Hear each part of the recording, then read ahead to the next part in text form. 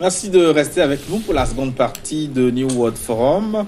Au Togo, à l'heure des réformes, le pouvoir et l'opposition sont toujours à oui et à dia. Et c'est dans ces contextes que le corps électoral est convoqué pour un scrutin législatif le 20 décembre. To be or not to be, that is the question. Nous revenons avec nos invités, le professeur Charles Kondi Agba. Il est le délégué national du mouvement des sages Union pour la République, parti au pouvoir, et le professeur Komi Olu, secrétaire national du Pacte socialiste pour le renouveau PSC, parti membre de la coalition des 14 de l'opposition au Togo. Alors, pour commencer, je voudrais qu'on réagisse sur une interview de Madame Aminata Kamara Toungara. Elle est la vice-présidente du Parlement de la Communauté économique des États de l'Afrique de l'Ouest, CEDEAO. Elle s'est exprimée en faveur du report des élections législatives au Togo ce week-end. On l'écoute et on commente.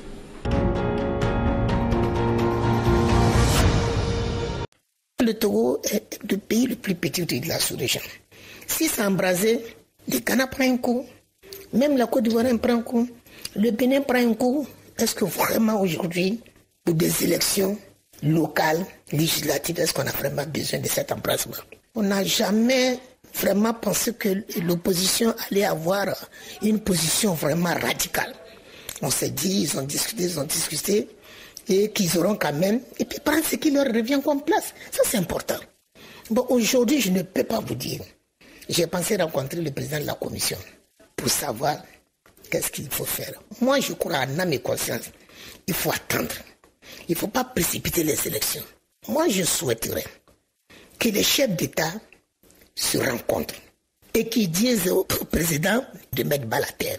S'il ne met pas la terre, et qu'on reporte la date des élections en mars, avril, vraiment je ne pense que rien ne vaut la paix.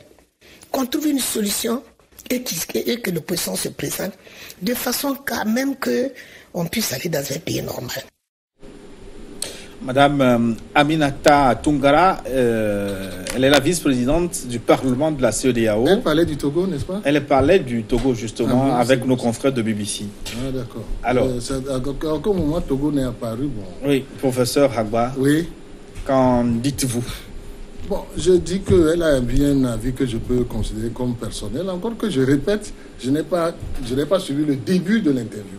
Mais à aucun moment Togo n'est apparu. Oui, elle parlait justement du Togo. Nous ne sommes pas le seul pays où il y a des élections, où on parle de report, de pas report. Donc je précise qu'elle parle du Togo. Je répète encore une fois, elle a émis un avis. On en a émis d'ailleurs.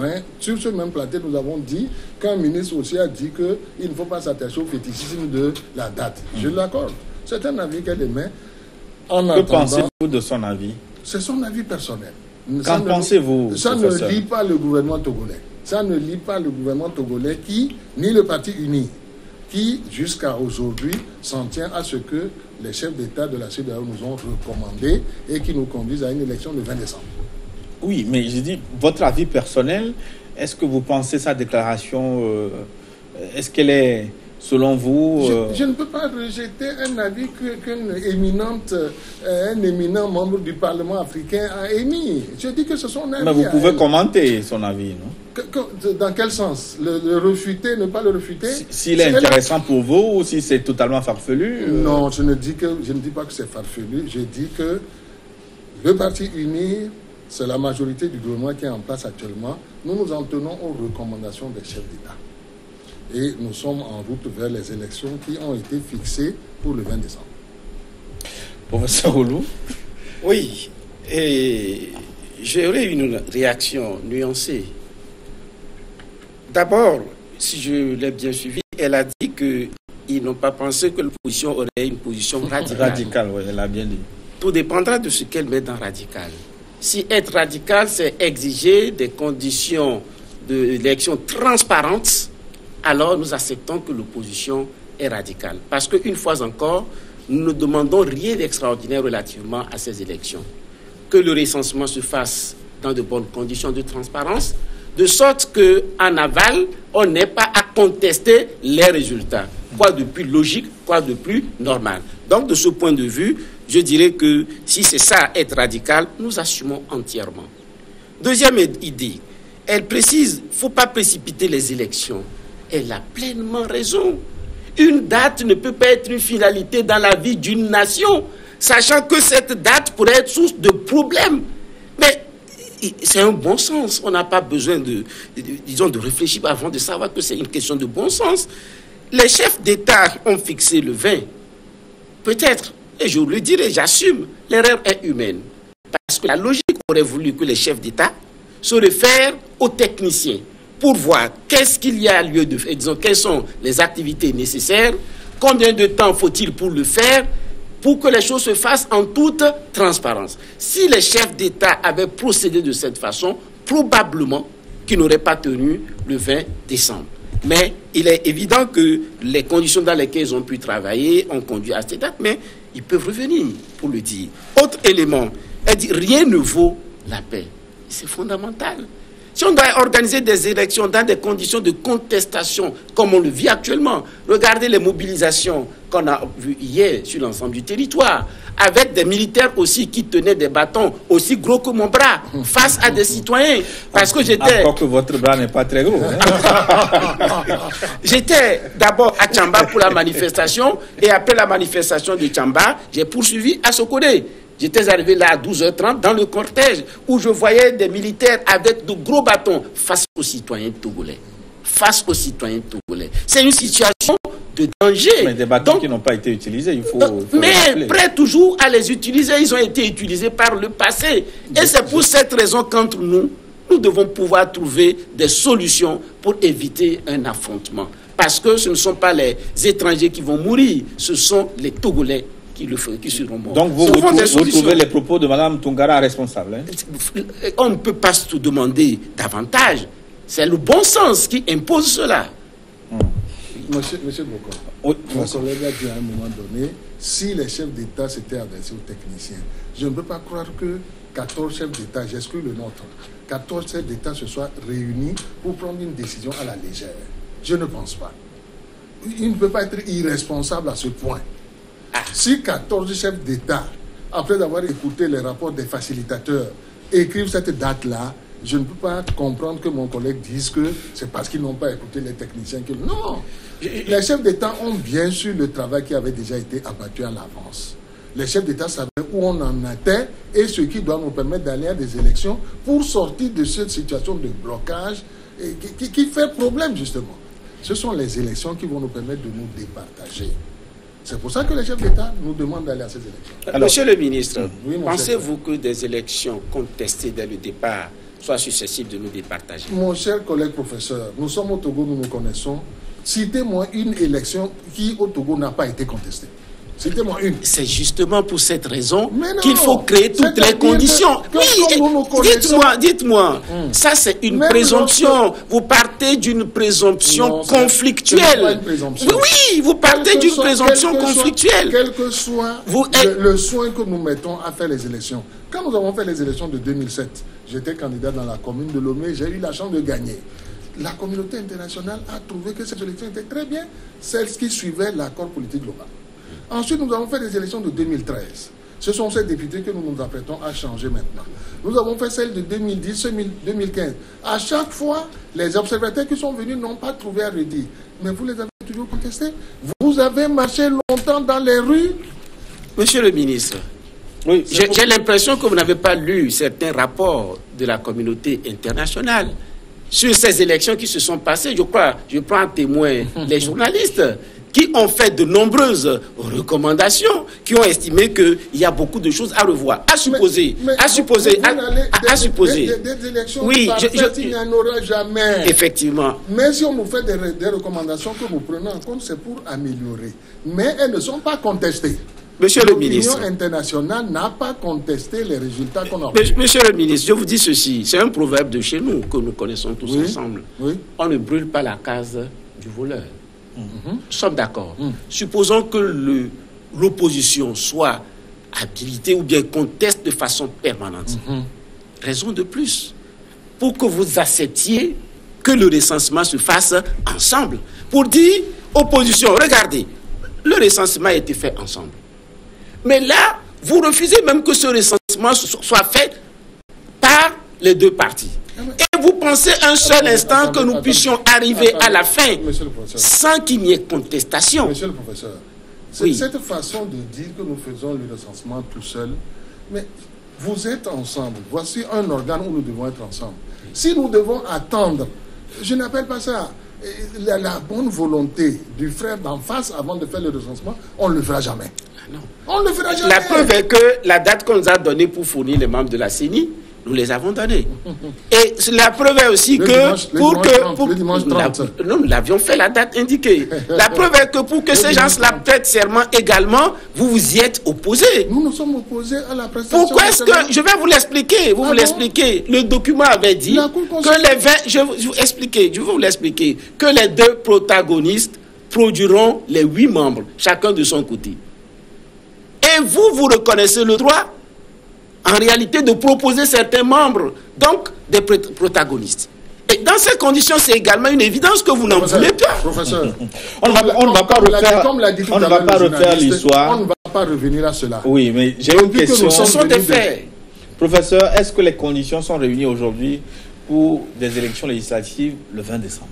Oui, elles le sont. Pourquoi? Parce que le recensement a été fait, les listes sont affichées, les candidats ont été appelés à déposer leur candidature, la Cour constitutionnelle les a validés, et je ne vois plus ce qui peut s'opposer. L'encre indélébile. Tout a été réceptionné. Il n'y a que nos frères d'en face qui n'ont pas fait les opérations élémentaires nécessaires pour participer à ces élections. Donc pour vous, il n'y a pas question de tergiverser. Le 20, il y a élection. Jusqu'à preuve du contraire, oui. Il y a élection le 20. C'est quoi le contraire? Qu'est-ce qui peut être ce contraire-là, selon vous? Jusqu'à preuve du contraire. C'est-à-dire que, comme tu l'as dit tout à l'heure, je ne sais pas, une autre réunion des chefs d'État de la CEDEAO avant que celle qu'ils ont prévue le 22. Parce que nous savons qu'ils ont un rendez-vous le 22 pour savoir de l'élection togolaise. Le 22, ils attendent que les facilitateurs puissent dire, bon, la date que nous avions d'un commun accord fixé au 20, voici ce qui s'est passé, voici les résultats. Si avant cela, un conseil se tient pour remettre en cause ce que les chefs d'État eux-mêmes avaient dit, je peux comprendre, c'est l'une des raisons qui peut survenir ça. Professeur Oulou, est-ce que les conditions sont réunies pour des élections le 20? De toute évidence, vous avez la réponse. Lorsque le recensement n'a pas été fait par l'organe ou les habilités à le faire. Bon, l'organe habilité à le faire, c'est la CENI. Il y a eu une CENI en place. Ce n'est pas la CENI telle que cela devrait se faire. Et sur cette question, je crois que toutes les affirmations contraires peuvent être faites. Je laisse les auteurs en assumer la responsabilité parce que c'est une évidence. Et regardez, dans le cas de ce recensement fait unilatéralement, si je ne me trompe pas, la CENI dit que 33 000 mineurs ont été recensés. Et le fichier a été épurgé de ces 33 000 mineurs. Comment ils les ont identifiés? Et comment se fait-il que les dispositions ont été prises, mais malgré cela, 33 000 mineurs ont été recensés?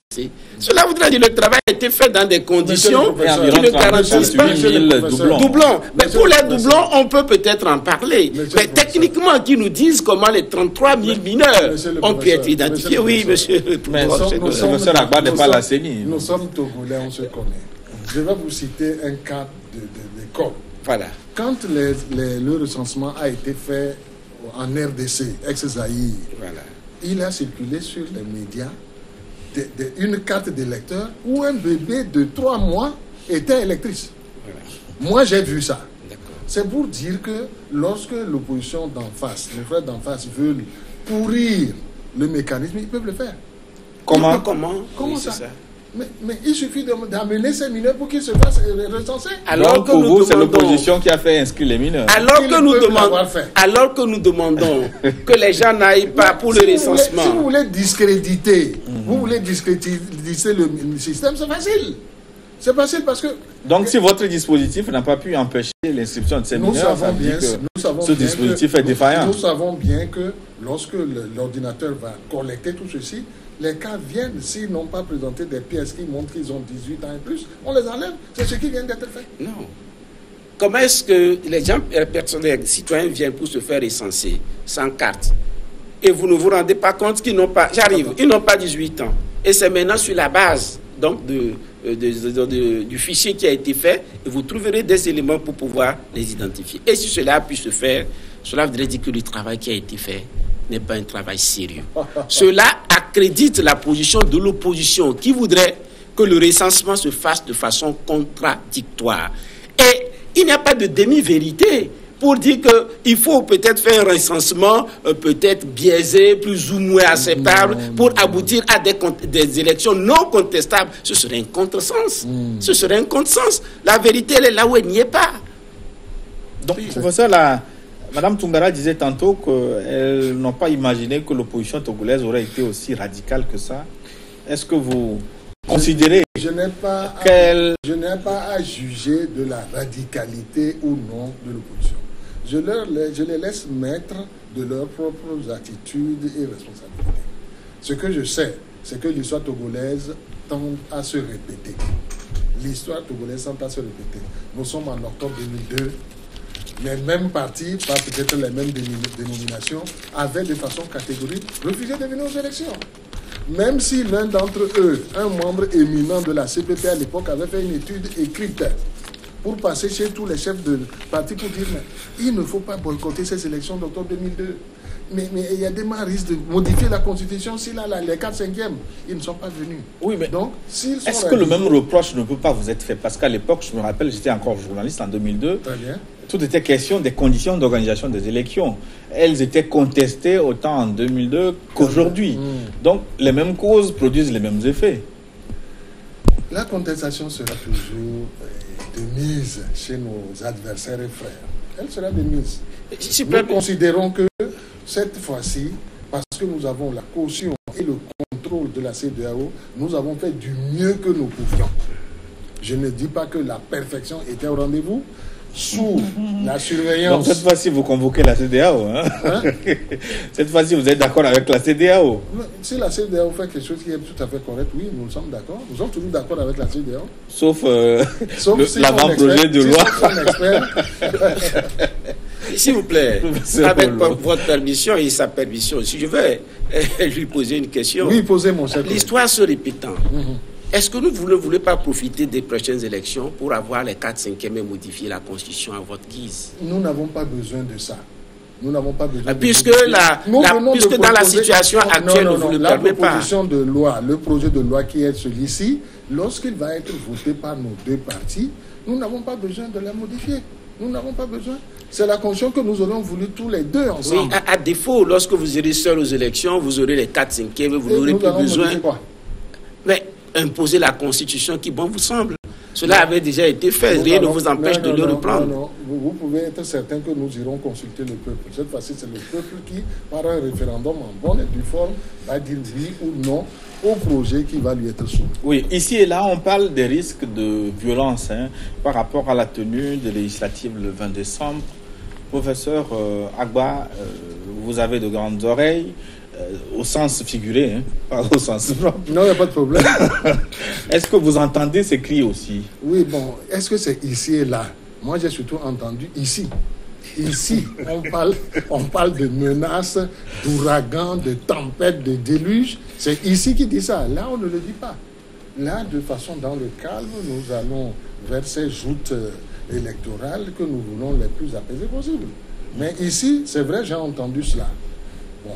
La loi s'impose à nous tous, on verra bien. Professeur Olu? Oui, la loi s'impose à nous tous. Et il faut l'appliquer sans discrimination aussi. Et moi, je dis, j'ai des inquiétudes. Regardez, le ministre de l'administration territoriale fait sortir une note interdisant les manifestations de l'opposition pendant la campagne.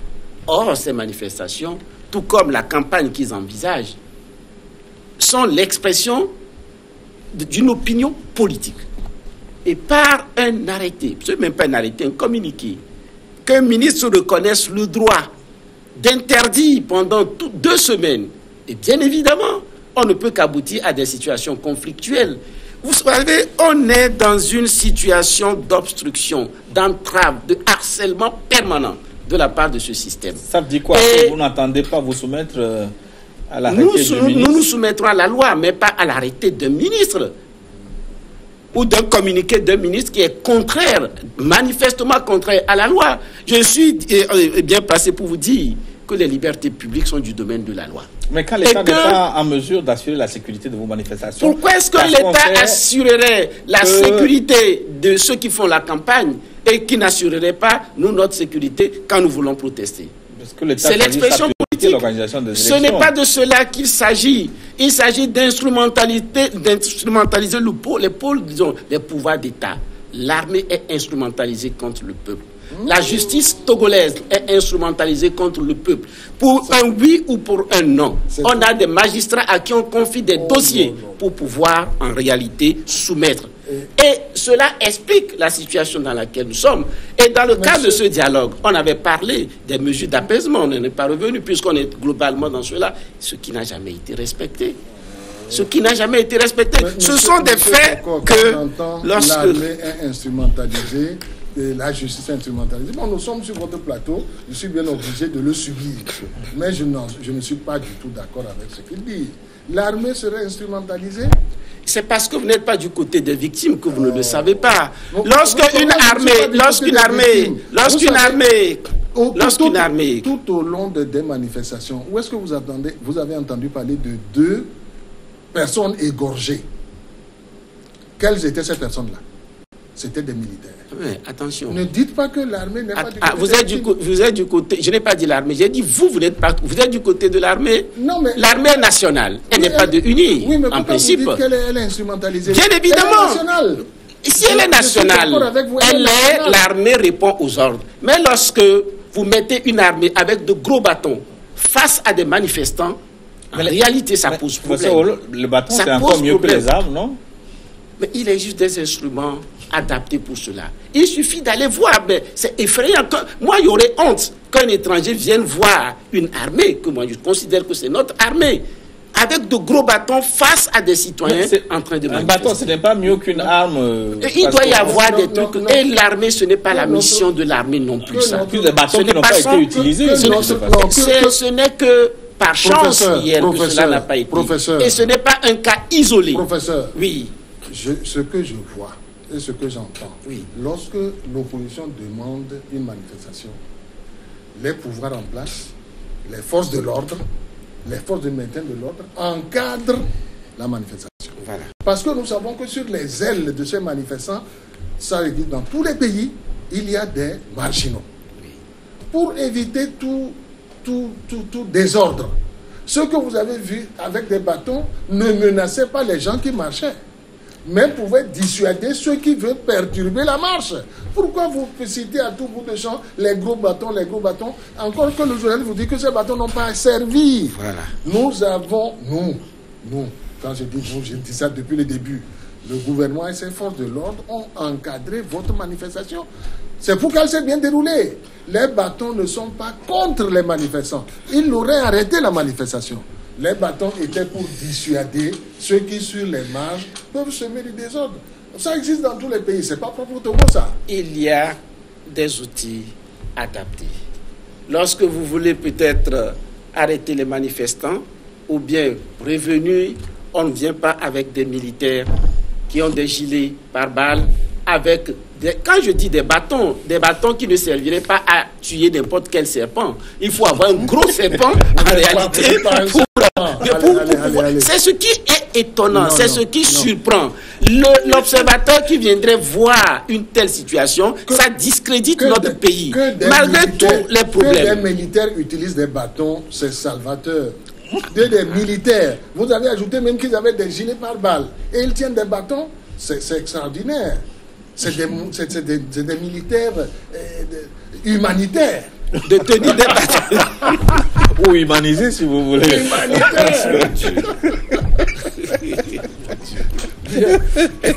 Non, les bâtons, c'est pas pour arrêter la manifestation. Les bâtons, c'est pour dissuader ceux qui viendraient perturber le risque potentiel. Oui, mais professeur Agba, vous disiez tantôt que vous n'êtes pas ému par les cris que vous entendez ça et non là. Concernant donc les risques de violence le 20 décembre, le jour du scrutin.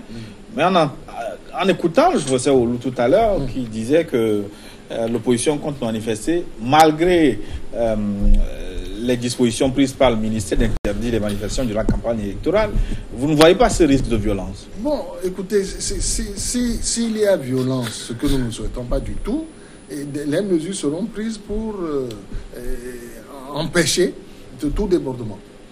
Les mesures seront prises. Je ne pense pas que nous allions aux élections la fleur au fusil comme ça, non. Je pense que lorsque nous allons engager ces opérations, les dispositions seront prises. Elles sont même déjà prises puisque une force de 8000 hommes appelée Forcelle, Force élection 2018, a déjà été mise en place, a suffisamment été instruite et c'est ce qu'il faut faire pour empêcher tout désordre. Oui, mais est-ce qu'il y a suffisamment de mesures pour éviter tout débordement? Parce que c'est là la question. Moi, je ne peux pas vous répondre à cela. Je sais qu'il y a un ministère de l'administration territoriale, il y a un ministère des forces publiques qui doivent pouvoir prendre ces mesures-là. Mais vous dire que celles qui ont été prises sont suffisantes ou pas, honnêtement, je dois confesser que je ne peux pas le faire. Professeur Oulou, donc si ici, on est dans l'esprit de la paix et du bon déroulement des élections, ça veut dire que c'est là, c'est-à-dire chez vous, que la violence va venir? Non. Nous n'avons jamais été à l'origine des violences. Nous exerçons nos droits légitimes. Et nous avons été victimes de toujours des violences. Et quand nous exerçons nos droits et on vient nous empêcher d'exercer ces droits, comme je le dis, par un communiqué, ce qui est manifestement illégal. Et dans ces conditions, nous sommes victimes. Et étant victimes, cela vaincront ou mourront, mais dans la dignité. Ce n'est pas parce qu'on nous refuse nos droits que nous allons abdiquer. C'est un devoir de résistance. C'est un devoir de résistance. Même si vous voyez la violence venir? Mais si vous abdiquez, vous renoncez à vos droits, parce que vous voyez que vous êtes victime de la violence, personne ne viendra lutter pour vous. Et il ne faut pas attendre. Mais quand on refuse peut-être d'affronter le danger pour défendre ses droits, on devient un esclave.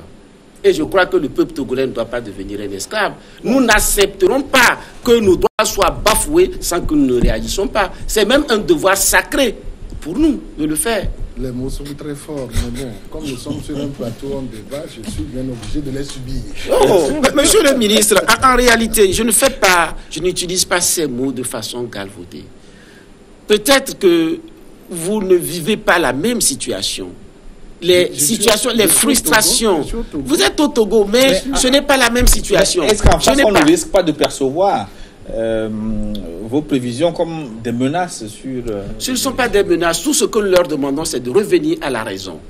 Et lorsque je cherche à manifester conformément à la loi et contrairement à un communiqué qui a été pris dans l'illégalité, je suis dans mes droits. Si les manifestations se font contre je suis dans mes droits. La loi, je ne pense pas qu'il y ait... Oui, l'arrêté même co-crée même déjà les conditions d'une violence à nous mettre dans une situation d'illégalité imaginaire, inventée. Regardez, je vous donne encore un exemple hier qui est illustratif donc de ce harcèlement, ces obstructions.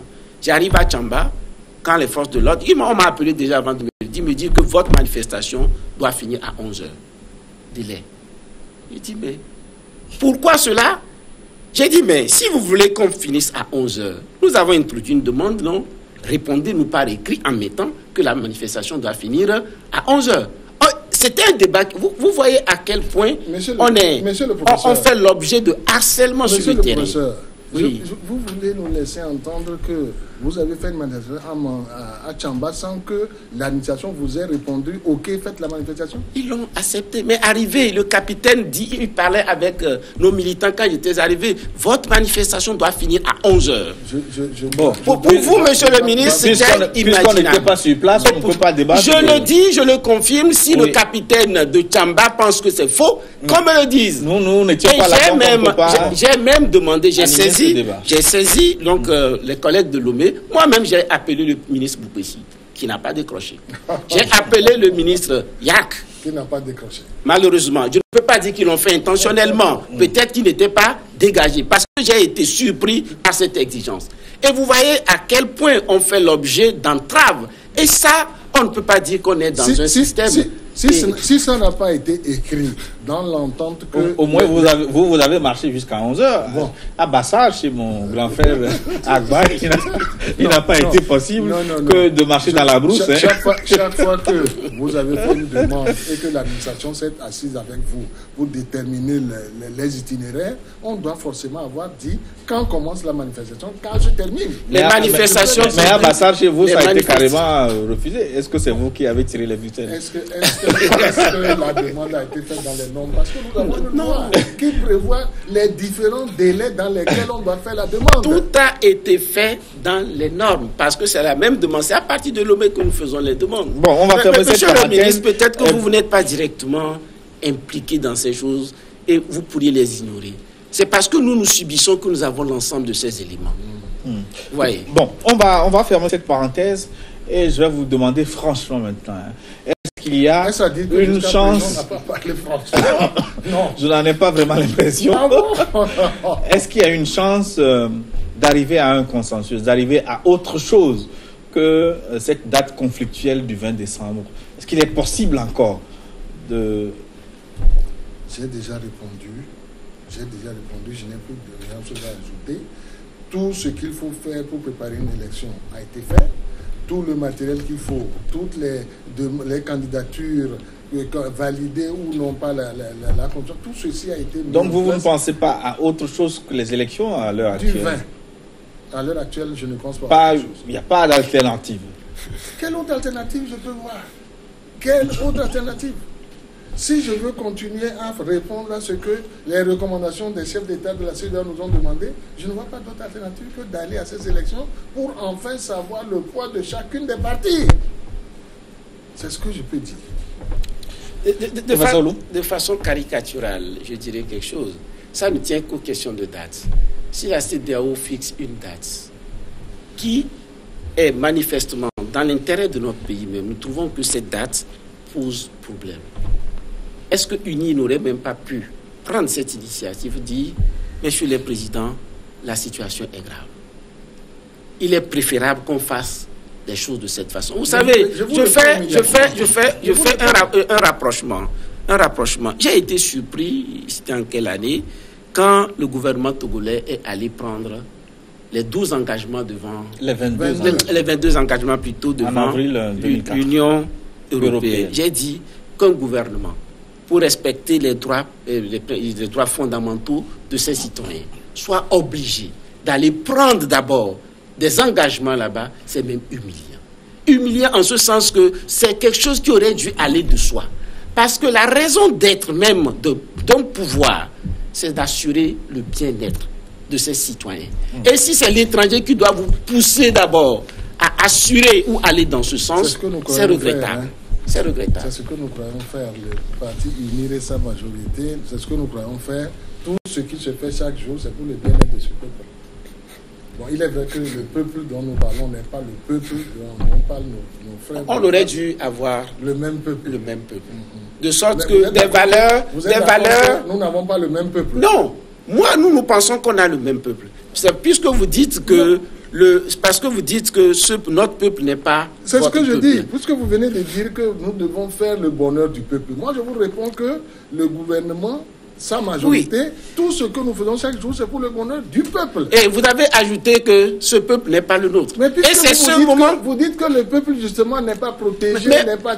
C'est ça évident. Vous avez notre peuple. Regardez, monsieur le ministre, je vais vous dire, ce sont des éléments concrets qui l'indiquent. Peut-être je reviens vous dire que je sors du débat. Vous n'assurez pas le bonheur de ce peuple. Si je prends Sokodi, je prends Kara, je prends toutes les villes. Dans toutes ces villes, il y a des gens du régime, il y a des gens de l'opposition. Vous êtes du secteur. Imaginez-vous que dans tous les hôpitaux du Togo, en 2010, il n'y avait pas un seul scanner. Et à l'époque même, le président de la République achetait 2 véhicules, ils sont de 1 milliard d'unités. Vous pensez que ça peut vous paraître banal parce que vous faites... Parce que, un instant, oui. En 2010, j'étais ministre de la Santé. Voilà. Vous ne pouvez pas dire qu'il n'y avait pas de scanner. Voilà. Il y en a un qui, de temps en temps, tombe en panne. Mais dit pour l'ensemble du territoire. En 99, je suis devenu ministre de la Santé ici. Et je sais que le ministre Debré, à l'époque, nous avait fait venir un scanner que nous avons mis au CHU Campus. Que nous n'avons pas pu acheter. Non, mais après nous en avons acheté. Voilà. Et regardez par vous-même. Nous équipons nos structures sanitaires selon les ressources dont nous disposons. Voilà. Mais ne dites pas qu'il n'y avait aucun scanner. C'est un élément de comparaison. Moi, j'étais ministre de la Santé. Vous êtes je vous l'accorde, ministre, il y avait un scanner qui nous a été offert et qui fonctionnait une fois sur deux, et qu'au même moment, le chef de l'État ait pu acheter 2 véhicules, dont 1 milliard d'unités. Je n'étais pas là où on l'a acheté. La presse en avait parlé. Donc, vous voyez, ce sont des éléments qui indiquent que ce pouvoir ne fait pas le bonheur de son peuple. Ce n'est pas un peuple de l'opposition, ce n'est pas un peuple de uni. C'est un peuple unique. Nous parlons d'un peuple pour lequel des initiatives sont prises pour faciliter la vie des ménagères, etc. Vous parlez d'un peuple qui souffre. Je suis obligé de dire que nous ne parlons pas du même peuple. Effectivement, le peuple dont vous parlez, c'est cette minorité qui pille et dont le chef de l'État a parlé. Ce n'est pas moi qui l'ai dit, c'est lui qui l'a dit. Cette minorité qui s'accapare les biens au détriment de la grande majorité, qui absorbe à la fois les militants de UNI, qui absorbe également les militants de Professeur Olo, il y a une question d'un téléspectateur pour vous. Oui. Il m'a chargé de vous demander pourquoi l'opposition semble manquer d'arguments justes et cohérents pour convaincre la communauté internationale. 50 ans, ça suffit. Est-il un argument à vendre? Vous savez, il y a des arguments peut-être pour les manifestations. Mais il y a des arguments concrets lorsque nous les rencontrons, nous leur parlons. Moi, j'ai eu à dire au groupe des G5 ici, qu'est-ce que nous vous demandons? C'est de respecter les valeurs qui sont les vôtres. Vous n'allez pas admettre que nous fassions ici des choses que vous n'admettrez pas chez vous. Et demander que des recensements se fassent conformément aux règles. Demander des questions de limitation de mandat. Et si cette communauté internationale ne veut pas nous comprendre sur ces principes que nous trouvons élémentaires, qu'est-ce que je dis aux Togolais? Prenez vos responsabilités. Et qu'est-ce qu'ils vous disent quand vous leur parlez? Mais écoutez, s'ils ne veulent pas se faire comprendre, le peuple togolais prend ses responsabilités. Et il ne faut pas, nous ne devons pas compter sur l'étranger. L'étranger ne viendra que peut-être pour nous aider à avancer. Mais la première responsabilité nous revient. Et la communauté internationale sait que ce qui se passe au Togo est une situation grave, une situation dangereuse. Je constate, d'après ce que dit mon collègue, que la communauté internationale, c'est nouveau, que vous puissiez la contester, mais il fut un temps, c'était votre partenaire, c'était votre interlocuteur privilégié. N'est-ce pas? Vous voulez que je réponde? Non, je dis que c'est quand même récent. Je vous reviendrai. Si en pleine manifestation, nous pouvons voir des pancartes qui vilipendent, mais alors dans des termes qui sont orduriers, qui ne sont pas dignes de Togolais, et cette communauté internationale, je dis non, c'est quand même... Il y a peut-être une limite à ne pas franchir. Cette communauté internationale ne méritait pas d'être traînée autant dans la boue. Oui, mais... c'est valable des deux côtés, parce que je vous l'ai dit tantôt, la même communauté qui a fixé le 20 décembre, c'est la même communauté qui vous a envoyé le projet de réforme constitutionnelle. Vous voulez que je revienne sur l'avant-projet de loi. C'était un avant-projet. C'est un projet que quand nous le faisons nôtre. Oui, mais j'ai une question pour le professeur Agba. Quand on vous parle de cette minorité, peut-être à laquelle vous appartenez ou vous n'appartenez pas, de ces 50 ans, ça suffit. Il me semble que vous en avez fait une quarantaine sur les 52 dont on parle. Est-ce que vous êtes gêné ou c'est comme de l'eau sur le dos du canard? Non, nous ne sommes pas gênés. Nous ne sommes pas gênés. C'est-à-dire, j'ai dit toujours, revenons aux fondamentaux. Qu'est-ce que c'est qu'un parti politique? On crée un parti politique pour conquérir le pouvoir et gouverner un peuple, l'administrer. Dans les règles de l'art. Bien sûr, dans les règles de l'art, parce que ça ne se conquiert pas comme ça. Si la CEDEAO vient vers nous, c'est que le pouvoir que nous exerçons actuellement se fait dans les règles de l'art. Tant que, par des élections, le peuple vous fait cette confiance-là, vous continuez à l'administrer. Ce n'est pas une question de durée. Ce n'est pas une question de durée. Et je répète à l'instant, à l'intérieur de cette même tendance politique, vous pourrez pratiquer l'alternance. Dans le même parti, de nouvelles personnes, de nouvelles équipes administrent le peuple, c'est de l'alternance. Ce n'est pas une question de durée. Tant que le peuple devant lequel vous vous présentez vous renouvelle sa confiance, mais vous continuez. Il n'est écrit nulle part que tel parti doit gouverner 10 ans et puis il arrête et tel autre parti vient. Ce n'est pas dit. L'autre parti doit, dans les règles de l'art, lui aussi convaincre l'électorat, travailler l'électorat pour arriver dans les normes au pouvoir. Et vous, êtes-vous de la minorité ou de la majorité? Nous sommes la majorité. Nous sommes la majorité. Nous sommes la majorité. Absolument. Aussi bien l'Assemblée que le gouvernement. Notre gouvernement est ouvert, mais le parti... Non, je parle de la minorité de la majorité. Je ne connais pas celle-là. Je ne la connais pas. Oui, je voudrais revenir sur ce que le professeur a dit relativement à la communauté internationale. Oui. En réalité, dans une manifestation de 50 000, 100 000, 200 000 personnes, est-ce que vous c'est n'êtes toujours... pas trop...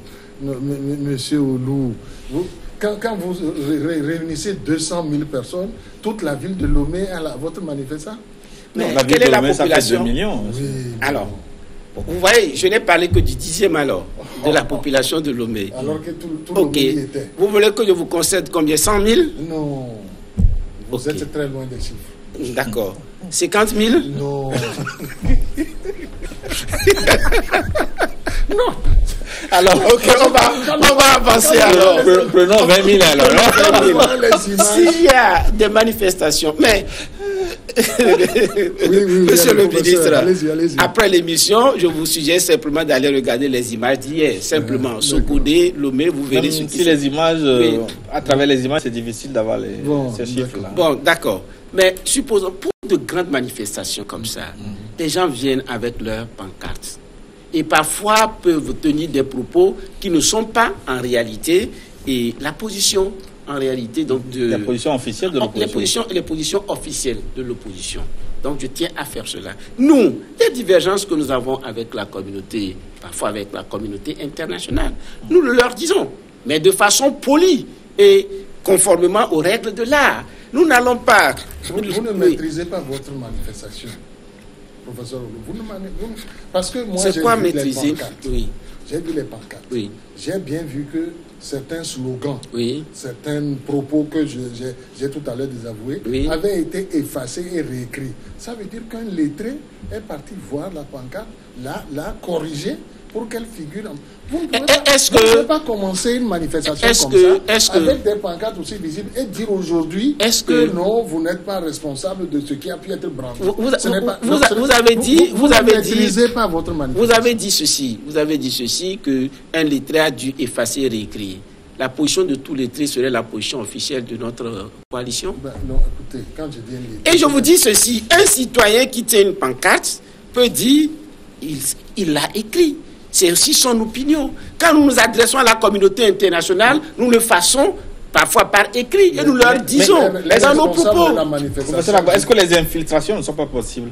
Si certains ont pu faire inscrire des mineurs pour discréditer le recensement, est-ce que pour discréditer les marches, d'accord avec moi pour dire que donc ils ne maîtrisent pas leur matériel. Ce n'est pas une question de ne pas tout comme maîtriser. les autres n'avaient pas maîtrisé le recensement? Non. Regardez, pour la maîtrise d'un point de vue de la sécurité, regardez, moi je l'ai toujours dit, nous maîtrisons nos manifestations. Sur le plan historique, quand vous regardez, depuis CAP 2015, toutes les fois que nous avons manifesté et que les autorités ne sont pas intervenues pour nous perturber, les manifestations se sont toujours déroulées dans de très bonnes conditions. Mais toutes les fois Là, que vous- vous avez respecté les itinéraires tracés également, Ce n'est pas toujours cela. les marches sont Ce n'est pas déroulées. toujours cela qu'on a. Oui, nous respectons les itinéraires. Il arrive parfois même que nous respectons les itinéraires et qu'on nous disperse malgré tout. Monsieur le ministre, je sais, Quel prétexte sais- on prend en ce moment? Quel prétexte? je ne veux pas donner d'éléments. Vous avez- vous êtes permettez, entendu- vous permettez, Oui, je vais je vous dire permets. ceci. Oui, mon frère. Je ne veux pas donner davantage de détails. détails, mais à cette occasion, j'ai appelé un ministre. Et il m'a dit, nos excuses, je vais intervenir. Regardez, c'était à Baie. Notre position initiale, c'est qu'on voulait venir dans ce sens en montant. Et il y a 2 ou 3 ans, ou davantage. Et les exigences, c'est qu'on retourne passer vers la route de descendre plutôt dans la direction de la mer avant de contourner. On a fait près de 30 minutes de débat. Après, nous, responsables, on dit d'accord, on fait demi-tour. Notre objectif, c'est de pouvoir mobiliser. Monsieur le ministre, à peine nous avons fait 5 mètres allant dans ce sens que les gaz lacrymogènes ont commencé. Ce jour-là, j'étais dépassé, surpris au point que j'ai appelé instantanément le ministre en disant: que voulez-vous exactement? Regardez, voici les indications que vous avez données. Voici ce que nous sommes en train de faire. Pourquoi est-ce que vous l'avez fait ainsi? Et je me rappelle, lui m'a dit, il va donner des instructions, il va revoir l'ordre, et que ce ne sont pas on va conclure cette émission. J'espérais faire bouger les lignes quelque peu au cours de cette émission, mais je me rends compte que chacun est resté dans son camp, comme toujours. Alors, professeur Agba, ça va être ainsi jusqu'à quand? Jusqu'à quand? Je peux difficilement le dire. Bon, et moi, ce que je sais et ce que j'espère, que la compétition électorale qui s'annonce puisse nous permettre de nous départager. Qu'on sache la majorité qui, de façon démocratique, a le droit de gouverner, et la minorité qui, de façon démocratique, a le droit de continuer à lutter pour elle aussi arriver au pouvoir. Pour moi, le jeu politique, c'est ça. C'est ce que je sais, c'est ce que je peux dire. Donc, après le 20 décembre, après les élections, si elles ont lieu, est-ce que ce sera la fin de la crise? Je ne sais pas. Il nous reste une question pendante, puisque nous pensions pouvoir solder aussi les réformes. On n'a pas pu le faire le vendredi 30. Lorsque nous aurons, en même temps que nous allons, nous continuons à chercher les voies et moyens pour également régler le problème que les chefs d'État nous ont soumis et qui concerne cette fois-ci les réformes constitutionnelles. Voici Olu. Je suppose que faut-il désespérer du Togo? Ce sont les mots de fin? Oui. D'accord. Nous ne devons pas désespérer. Mais nous faisons ce que nous pourrons faire. Mais je voudrais en profiter pour dire quelque chose de fondamental à mon sens. Et la Bible dit qu'on n'allume pas la lampe pour le mettre sous le boisseau. Et je voudrais dire aux sages de Uni, pour ce qu'on les appelle ainsi, les sages de Uni, ne vous laissez pas conduire à la dérive. Si on vous appelle les sages, c'est parce qu'on sait que vous pourriez quelque chose. Et nous sommes dans une situation suffisamment grave aujourd'hui. La clé, vous l'avez, unir à cette clé. Parce que la situation que nous vivons aujourd'hui, il aurait suffi que Unir comprenne que nous ne devons pas entrer dans une logique conflictuelle et que nous devons plutôt construire notre pays dans l'intérêt général, on s'asserait, on reporterait ces élections, on ferait des recensements dans des conditions normales. Aller à des élections avec un recensement déjà qui pose problème et penser qu'une majorité pourrait se dégager de ces élections, c'est véritablement c'est gênant pour moi. C'est gênant. Non, je ne pense pas que la réponse du sage. S'il est conflictuel, nous n'avons aucune responsabilité dans cette situation conflictuelle. Merci, en tout cas, c'est compris, mais vous n'êtes pas candidat cette fois-ci. Pourquoi? Non, vous savez, c'est votre retraite politique. Chez nous aussi, il y a une alternance dans on souhaite cette alternance à la candidature pour la présidence. S'il y avait pour la présidence. J'ai été député élu en 2007. Mais derrière moi, il y a beaucoup de jeunes que cette fois-ci nous avons positionnés. Cette alternance, ce n'est pas totale. Le président de l'Assemblée de chez vous, qui a une tête blanche, est encore candidat. Non. Vous parlez d'Abbas Monfort de chez moi. Non, je parle du président de l'Assemblée nationale. Parce que les têtes blanches, il y en a beaucoup. Non, mais ça, vous savez, les candidatures sont d'abord personnelles. Chacun pose sa candidature. Vous ne pouvez pas savoir le nombre de candidatures que nous avons dû éliminer pour avoir les 91 d'aujourd'hui. Nous étions à presque 1200 candidatures. Donc, pourquoi pas? Vous avez, quand vous êtes membre de UNI, vous avez le droit de vous... D'accord. Voilà. On vous souhaite bonne chance. Bonne chance à vos candidats. Merci beaucoup. Et bonne chance à vous aussi dans votre aventure. Bonne chance au peuple togolais. Merci. On va s'arrêter là. Une nouvelle édition du journal. À très bientôt.